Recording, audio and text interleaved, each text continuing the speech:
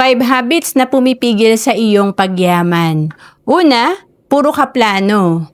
Siyempre, hindi sapat na puro plano lang tayo. Bakit ba nahihirapan tayo sa pag-execute?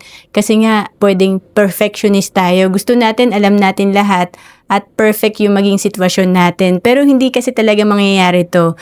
Dapat talaga mag-take lang tayo ng action at matututo na tayo at magkakaroon tayo ng progress. And pangalawa, kulang ka sa patience. Ito yung gusto mo pag may ginawa ka, may resulta ka agad sa mga ginagawa mo. Kasi nandun yung employee mindset natin na pagka nagtrabaho tayo, may sweldo agad tayo after 15 days or 30 days. Pero kasi pag nag-business tayo or gusto natin maging successful, it will take time. Long term talaga dapat yung perspective natin. And pangatlo, wala kang priority at focus. Importante kasi alam natin yung mga goal natin para alam na rin natin yung mga priority natin na gawin at dito makapag-focus na tayo kasi nakatingin na tayo dun sa goal natin. And pang-apat, wala kang disiplina.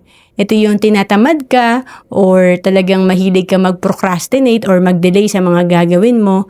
Kasi kapag ka motivated tayo, ito yung may mga goal na tayo. Kaya kahit tinatamad ka, gagawin mo pa rin ang isang bagay. And pang-lima, addict ka sa entertainment. Ito yung sobrang panonood mo sa palabas or Netflix or sa pag-online games mo. Siyempre, dapat pahalagahan natin yung oras natin para maging successful tayo. And to know more about savings and investment, message mo lang ako sa Facebook, Roan Celis Capistrano, or email me at roan.capistrano@gmail.com.